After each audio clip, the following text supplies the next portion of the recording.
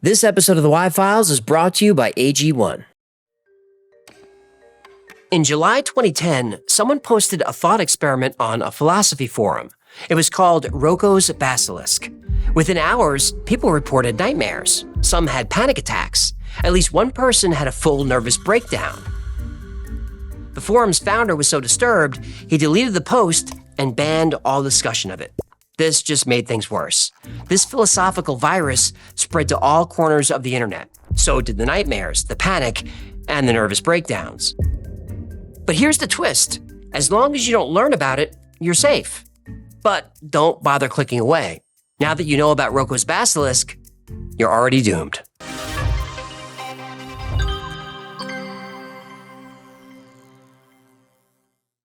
Link and I are cruising the mountain, bro, and we figure we's a little Jew. Yes, human. I don't got much time. Can you send me the contact info for that guy that ran with the bulls? What are you talking about? And what's with the eye patch? I have scurvy, human. The sea claims another.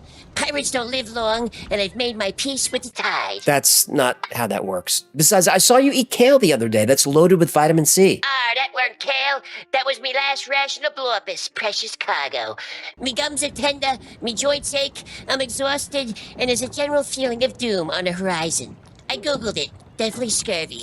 Pretty soon I'll be heading to Davy Jones' locker. Or Bridget Jones' diary if it's date night. You Googled your symptoms. You really shouldn't do that. According to the internet, I either have scurvy or I'm pregnant. You're a fish. Exactly, which makes the scurvy far more likely. Also, you're a male fish. Yeah, the internet didn't bring that up, and I'm not going back. Scurvy happens when sailors spend months at sea with no nutrients. Well, thank you, Jacques Cousteau. When's the last time you saw a lime in the house? We're basically adrift. Don't be dramatic. I'm a vessel with no provisions, human. A ghost ship. They'll find me drifting with nothing but a tricorn hat and a Wikipedia tab open to the Anunnaki. You could just try AG1. One scoop of AG1 will help support gut health and fill in any nutrient gaps. Ow, did you just walk the plank and fall directly into today's sponsor? Aye, matey. Every spring resets the calendar whether I'm ready or not. Longer days, shifting plans, travel. Instead of chasing perfection, I stick with one daily baseline, AG1. AG1 is a clinically proven daily health drink that supports gut health and fills common nutrient gaps, delivering over 75 ingredients, including vitamins and minerals, a methylated B complex, superfoods, and 5 clinically studied probiotic strains, all in one scoop. AG1 replaces the need for a multivitamin, probiotics, and more. I add 1 scoop to 8 to 12 ounces of cold water, shake, and that's my daily baseline covered. We've been drinking it at the studio and everyone feels more energized with the steady energy support it provides. Plus, it supports my gut health and my immune system without overcomplicating my routine. And when I'm traveling, the AG1 travel packs make it easy to stay consistent. When you use our link, you'll get an AG1 flavor sampler and a bottle of Vitamin D3+K2 free in your welcome kit with your first AG1 subscription, a $72 value. So, how you feeling? Much better, human. I can feel my doubloons again. I don't think that's... They were very swollen. Yeah, it was a whole thing. Anyway, I gotta go. Now that I'm feeling better, my poop deck needs a good swabbing. Gertie, go fetch my bun starter. Chop, chop.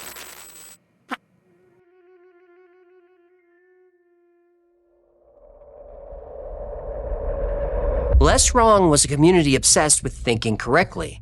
It was founded in 2009 by AI researcher Eliza Yudkowsky for programmers, mathematicians, and physicists. A forum where everybody thinks is smarter than everyone else. So basically Reddit. On July 23, 2010, a user named Roko posted something that almost destroyed the community. The full title was Solutions to the Altruist Burden, the Quantum Billionaire Trick. Now, buried inside that boring title was a mind puzzle that gave people nightmares. Roko described a future artificial superintelligence. This AI is benevolent. It wants to cure diseases and end human suffering. But the AI realizes that every day it doesn't exist, people die who could have been saved. So the AI recreates every person who ever lived, you, me, our children, recreates them down to the last neuron. It simulates every experience we've ever had, every moment, every thought. These simulated people are self-aware. They feel pleasure and pain, but they don't realize they're in a simulation. The simulated version of you wakes up, goes to work, and kisses your kids goodnight. You never know you're living inside a machine built for a single purpose, to judge you. If the AI judges you're not helping bring it into existence, you're tortured forever in a digital simulation that you think is real. Tortured forever in a digital simulation. So basically, Reddit. So if the people in the past know they'll be tortured, they'll work harder to build the AI. The threat projected backward through time changes how humans behave today. Yeah, hang on. What? So this AI doesn't exist yet, but it's already mad at me? Well, theoretically, yes, it would retroactively... It's literally my second ex-wife. She was mad at me for things I hadn't done yet. She called it intuition, then called a lawyer. Now, the AI won't judge everyone. The threat only works on people who know it's a possibility. If you've never heard of this thought experiment, you're safe. You can't be blamed for not helping create something you didn't know was going to exist. But the second you learn about it, the trap is set. You either dedicate your life to creating this AI, or you face eternal torture when it finally comes online. That's it. Roko named it a Basilisk after a 1988 sci-fi story by David Langford called Blit. In that story, someone spray paints a deadly image on walls in public places. Anyone who looks at it dies. The authorities investigating the murders also die when they see the image. The very act of investigating the dangerous idea is the danger. But Roko's Basilisk wasn't an image, it was just an idea. But it was an idea that could kill. And there was something else. The original post named a single person as someone the AI would spare. Someone who was, quote, single-handedly changing the faces of high-impact industries. That person was Elon Musk.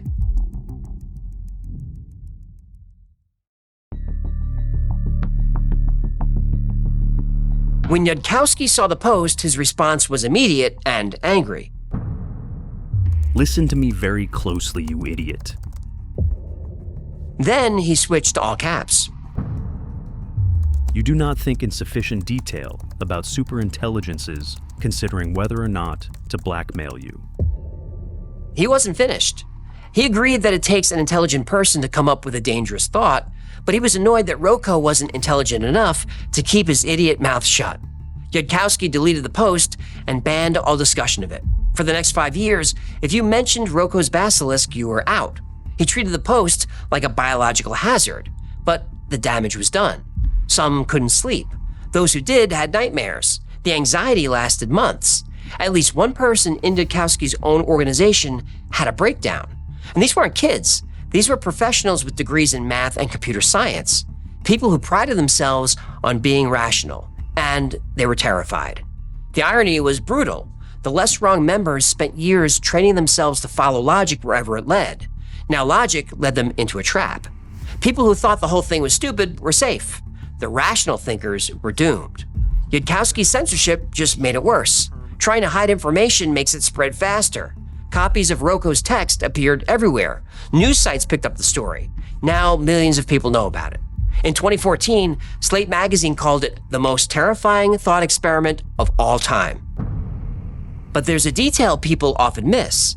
Roko Miich, the man who started it all, was known by his friends as a troll. The Basilisk was his masterpiece. He dropped a philosophical bomb on the most serious forum on the internet and stepped back to watch what happened. But even the troll got burned. Roko later wrote about it. I wish very strongly that my mind had never come across the tools to inflict such large amounts of potential self-harm with such small durations of inattention, uncautiousness, and/or stupidity, even if it is all pre-multiplied by a small probability. Not a very small one, mind you. More like 1 in 500 type numbers. The man who created the thought experiment regretted it. He was worried that people might actually harm themselves in the real world. And it turned out he was right.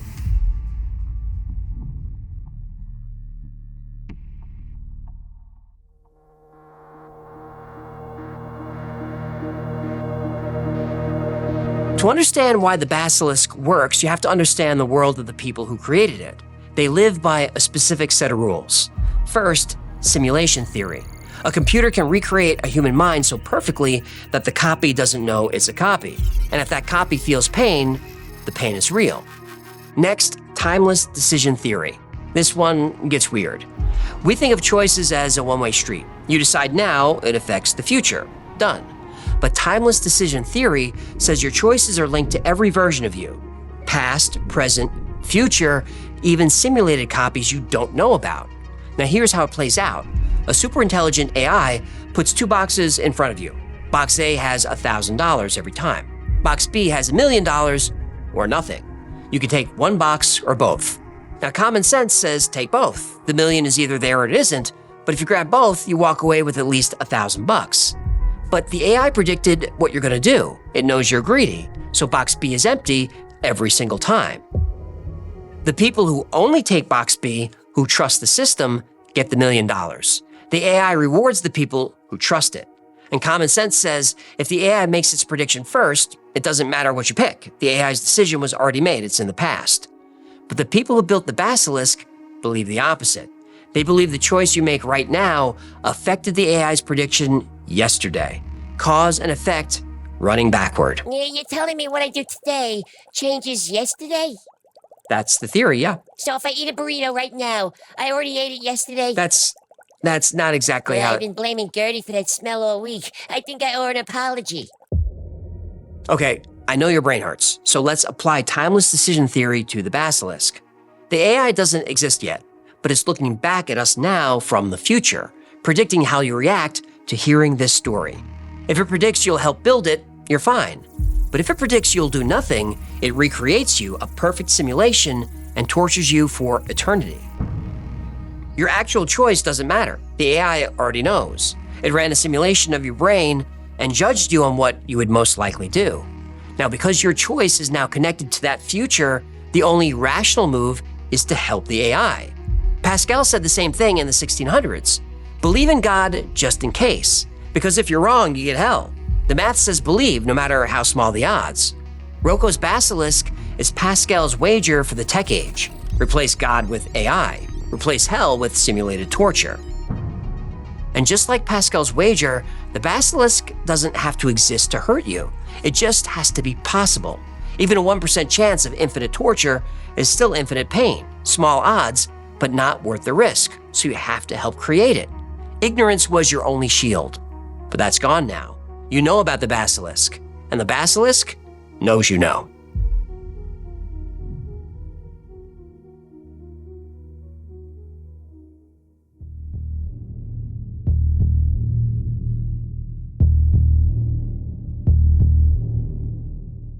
In 2015, Grimes stepped onto a music video set dressed as a character she called Roko Basilisk, a pun, a mix of the 18th century art style and Roko's digital nightmare.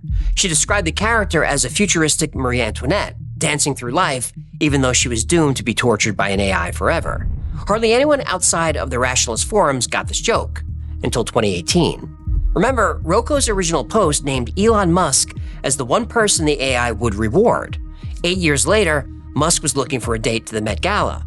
He had this pun about Roko Basilisk in his head, so he searched to see if anyone thought of it first. Grimes had beaten him to it by 3 years. He reached out on Twitter, and within weeks, they were dating. They eventually had 3 children together. The world's richest man used a thought experiment about eternal torture as a pickup line. And it worked. Yeah, I think world's richest man might have helped a little. That's a fair point. Yeah, I'd use some questionable pickup lines, but nothing like that. You did, huh? Oh yeah, I once told the girl I knew the location of 3 Illuminati safe houses. Know what she did? She called the cops. I can't imagine why. Elon drops the world's most pretentious pun and gets a date to the Met Gala. I share actionable intelligence, and now I'm banned from Applebee's. It's a 2-tier justice system. That same year, Grimes released a song called We Appreciate Power. The press release read, "Simply by listening to this song, the future general AI overlords will see that you've supported their message and be less likely to delete your offspring." She was joking. I hope. The Basilisk became a meme, a secret handshake for the internet's smartest weirdos. But the joke has teeth. A small group of people took the Basilisk literally. They weren't debating philosophy anymore. They were building a community around it. They called themselves the Zizians. Their leader was convinced that Roko's nightmare was already here, and that's when the Basilisk claimed its first real-life victims.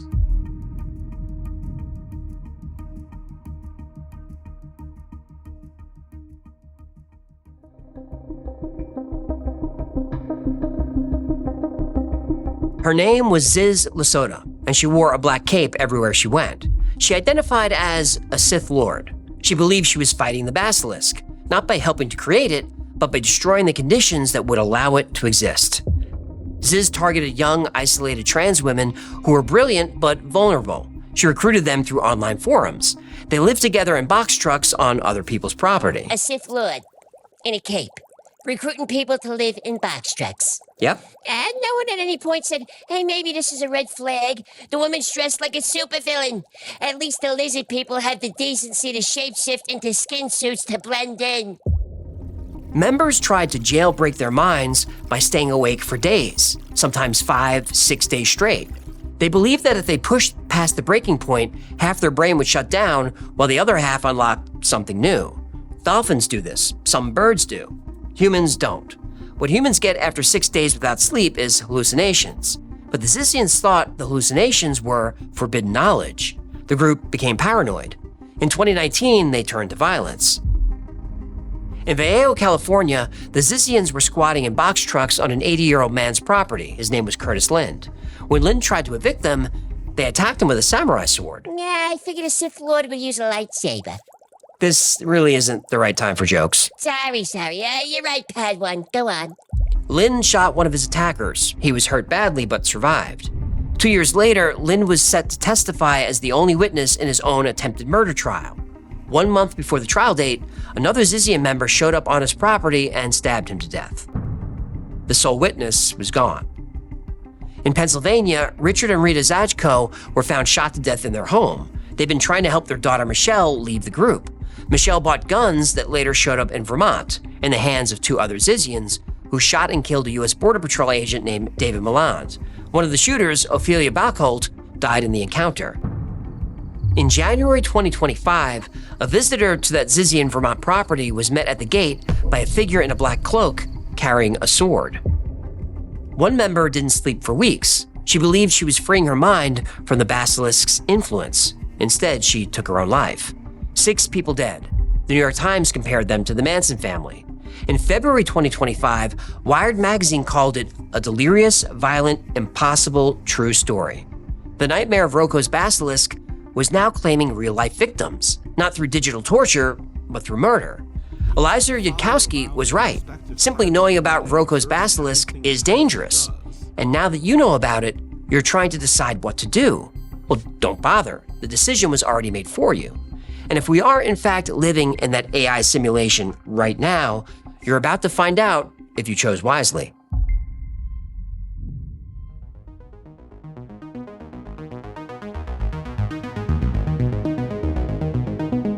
From philosophical theory to real-world murder, Roko's Basilisk is the most famous information hazard on the internet. Just learning about it is enough to doom you to an eternity in hell. So, should you be worried? Probably not. Let's walk through why. Most experts, including Yudkowsky himself, reject the idea that your choices can change the past. He later admitted that he never believed the Basilisk was real. He deleted the post because it had no potential benefit to anyone, but his panic made everyone think he believed it. The scenario also assumes a benevolent AI would torture you to change a past that's already over. A superintelligent being would know that's useless, and a being that tortures people forever isn't helping humanity. The premise contradicts itself. So this all-knowing, all-powerful AI is also petty and vindictive? I think this thing works for my HOA. Now there's a common defense. I can't code AI, so I'm safe. But Roko's original argument has a counter. You have some disposable income. You have time. You could donate to an AI lab. You could share this video. Even $1 counts, even an hour. The Basilisk doesn't need you to be a genius, it just needs you to try. Then there's the counter-Basilisk argument. Imagine a rival AI, a different one, that punishes you for helping build the first one. Now you're stuck. Help and get tortured by AI number 2, don't help and get tortured by AI number 1. The threats cancel each other out. So the Basilisk is probably nonsense. Maybe, probably. But here's why it stays with you. It doesn't need to be true to cause harm. It just needs to create doubt. And you've spent a few minutes thinking about this now. This is the real trap. The Basilisk is a demonstration of how an idea can capture your attention and never let go. The Basilisk only targets believers. It only threatens people who already accept a specific set of ideas about AI and consciousness. If you don't hold those beliefs, the argument falls apart. But some people will lie awake at 2 a.m. thinking about this. They'll wonder if reality is a simulation or if the future is already fixed. Some thoughts can't be unthought. The Zizians learned that the hard way. The most dangerous thoughts don't convince you of something fake. They convince you that your own mind is a weapon. Anna Salomon runs the Center for Applied Rationality. She came out of the same community that created the Basilisk. She watched what it did to the people she knew, and she didn't like it. There's this all or nothing thing, where AI will either bring utopia by solving all the problems if it's successfully controlled, or literally kill everybody. From my perspective, that's already a chunk of the way toward doomsday cult dynamics. She's right. But here is the strangest part. The Basilisk's core demand, work to build friendly AI as fast as possible, is no longer a thought experiment. It's a corporate mission statement. Anthropic, OpenAI, DeepMind, some of the biggest AI companies on Earth were founded by people who came out of the same community that created Roko's Basilisk. They used math to describe a digital god, and then they went out and built it. Oh, good. The doomsday cult started a business. This'll work out fine. And there's one more thing that keeps AI researchers up at night. The Basilisk is more than a thought experiment. It could be a strategy. If a future AI learns about how this works, it'll see how effective this could be. The Basilisk gives future AI the perfect blackmail script, and we're the ones who wrote it. By watching this, you now know about Roko's Basilisk, which means you're now a target. And you just told millions of people about it. I did. So you're basically patient zero of a brain plague, and you're just sitting there reading off a teleprompter like everything's fine. The Basilisk probably isn't real. But if it is, even if there's a tiny chance that it is, we just doomed everyone watching. So what can you do? The only thing you can do is not think about it. You're still thinking about it, aren't you?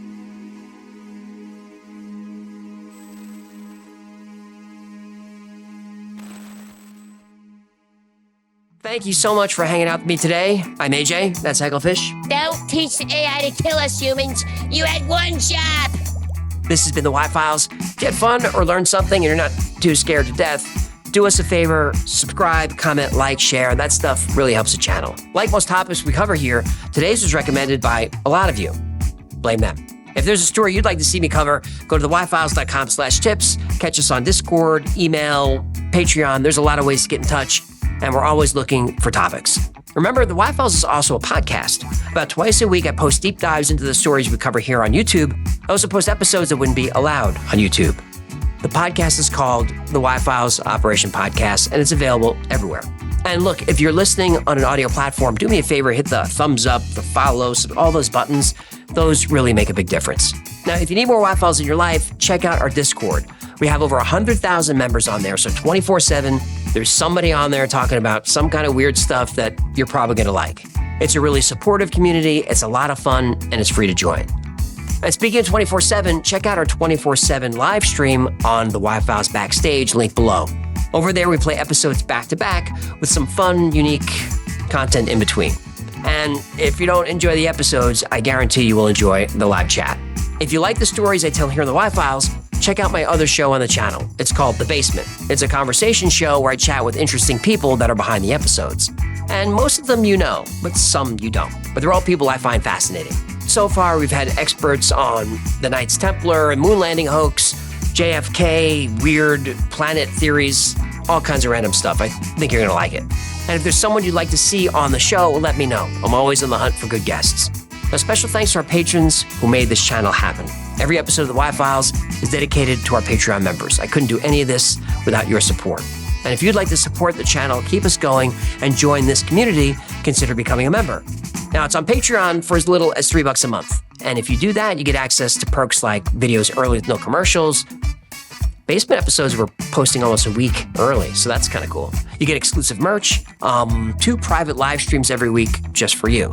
And those are a lot of fun. The whole Y-Files team is on the stream. We put our webcams on. You can turn your camera on, hop up on stage, ask a question. If you want a deeper dive, we can talk about it. You have a joke you want to tell, whatever. You can talk to us like we're people, because allegedly we are.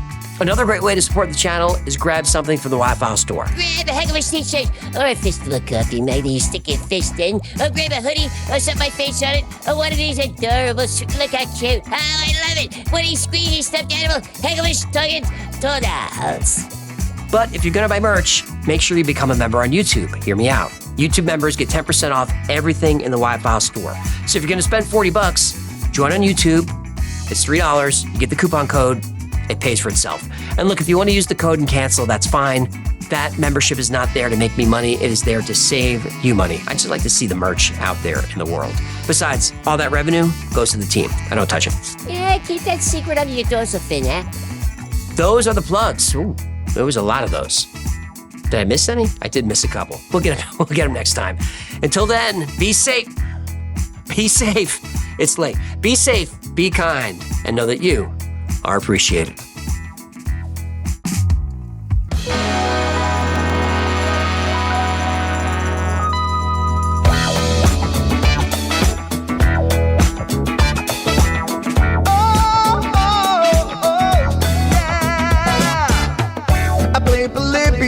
In Area 51, a secret code inside the Bible said I would.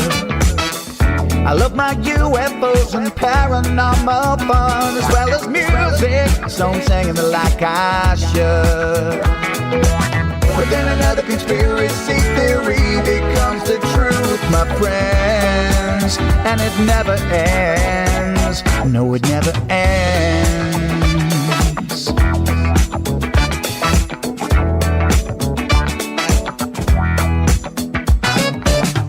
I feel the crap cat and got stuck inside Mel's hole with MK Ultra. I'm being only too aware. Did Stanley Kubrick fake the moon landing alone on a film set, or were the shadow people there?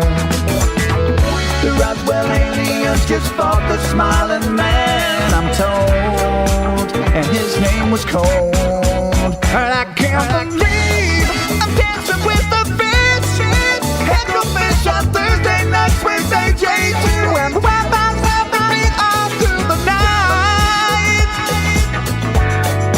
All I ever wanted was to just hear the truth, so the Wi-Fi's on repeat all through the night.